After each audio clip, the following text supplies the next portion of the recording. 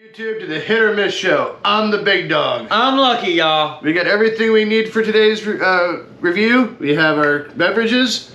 We have our obstructed Florida State flag that's being blocked by this awesome Marvel cutout, by the way. Which, it's about the Avengers, and we got 1, 2, 3, 4 Avengers on here. Yes, we won't count the fifth one. Not really an Avenger. No, she was more like a liaison to the Avengers. Right. Kind of like Wolverine was to the Avengers. Right. So, sit back, enjoy the video, and today's topic is the one, well, I can't say the one and only, but today's topic is the Avengers, the 2012 movie. The gross of it was $1.5 billion freaking dollars, guys. That's billion with a B.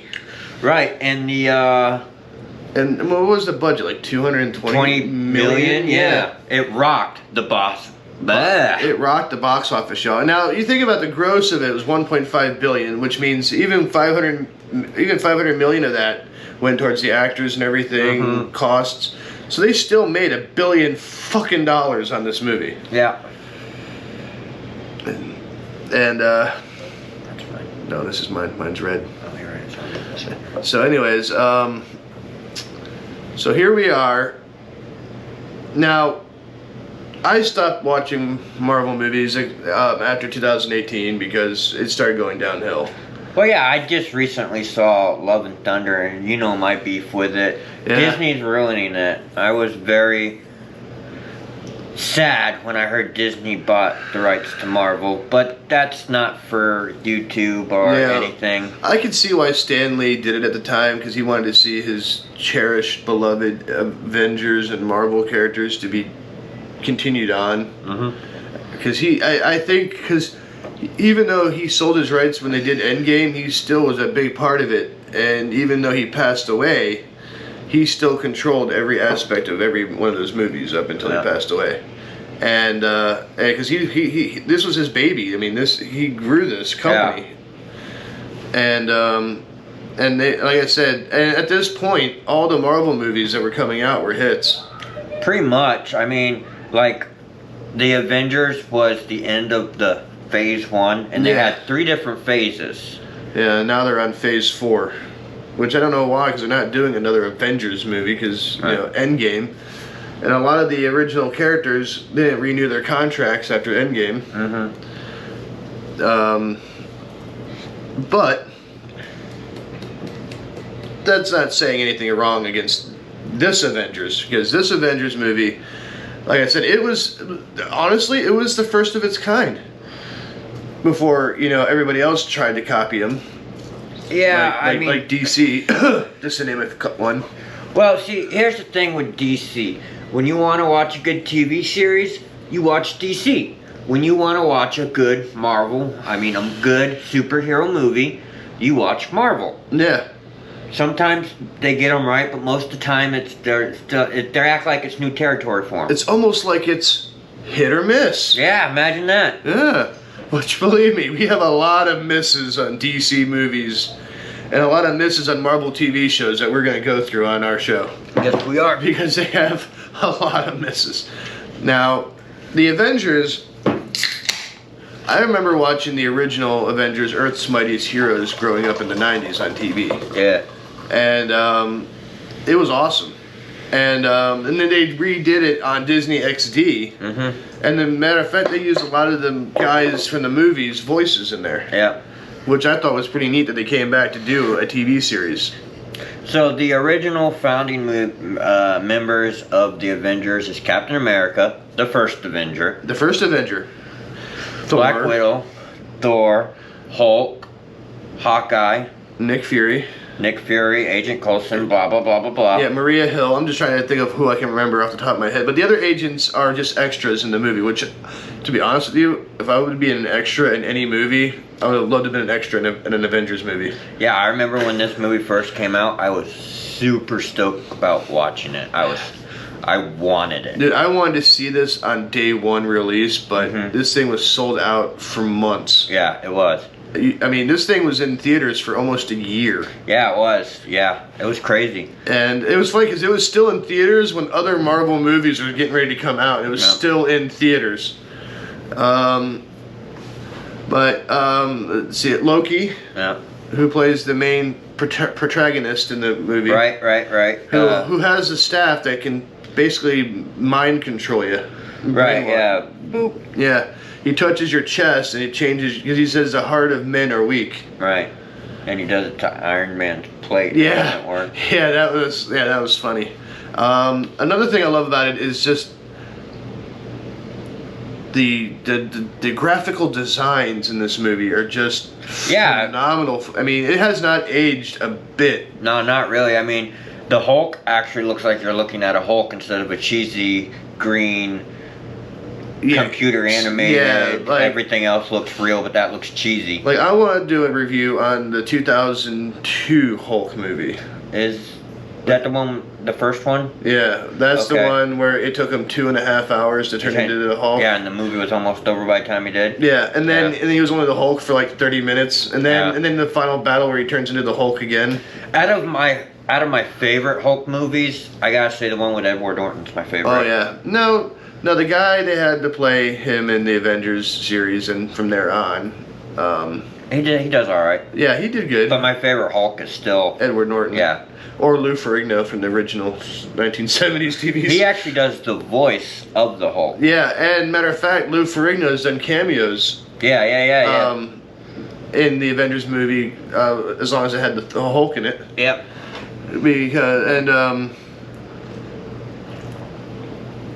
What I liked about this is,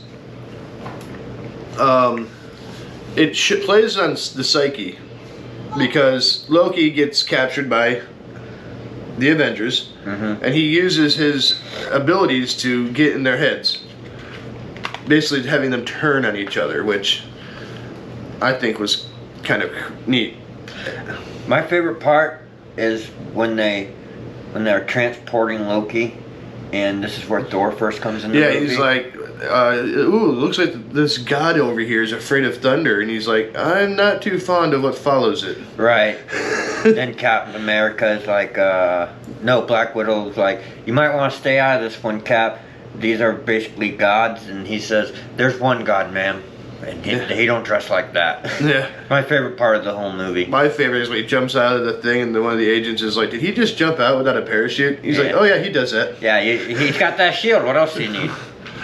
And that's not the first reference they did. They did it in Captain America 2, The Winter Soldier, when one of his guys jumps down in there, and he's like, as he jumps in the water, he's like, no parachute, huh? He's like, hey, that's how Cap rolls. Yeah. But no, this is great because I love how they introduce Captain America in this movie. They show him punching the punching bag. Yeah. And he's having flashbacks of Bucky, which is foreshadowing for the next Captain America movie. Winter Soldier.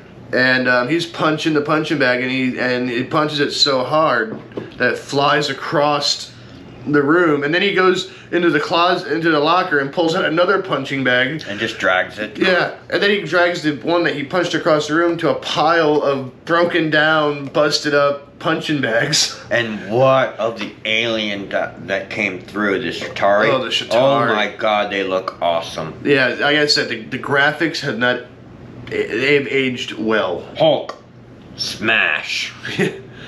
He's like, Banner, you need to do your thing. You need to get angry. Well, that's the funny thing is, I'm always angry. That was funny because when they were standing on the deck, Tony's like trying to do everything he can just to piss him off. Like he pulls out the zapping That pen. wasn't in the deck. That was in one of the labs. But yeah. Oh yeah. Oh, basic same thing. No, there's a difference between a deck and a lab. Okay, they're in the lab, and he's in there just zapping him with the nothing. Yeah. Or and then there's one scene, he's like, so how do you deal with your anger? Sex, masturbation, a big bag of weed? Blueberry? Yeah. Blueberry? He does, at this point, going back to the beginning, so Loki comes through this portal, through this Tesseract. He basically wipes out half the room. Yeah. And then he says he's here with the message of peace. Yeah. And basically Samuel L. Jackson is saying bullshit in the best way Samuel L. Jackson can. All right. He tries to stall him while the Tesseract blows up, and he gets Burton, which is Hawkeye, on his side. Right, with that mind control thing. And the professor, because they needed someone to build the machine and get the Tesseract and know how to use the Tesseract. Right. And then they go to escape, and they have this whole big awesome fight scene in the tunnels on their way out. Yeah. And Nick Fury with the rocket launcher misses the helicopter just by an inch. Yeah. But yeah, like I said, the opening is great. Then they show Black Widow, which, if people haven't known by now, Scarlett Johansson is my celebrity crush.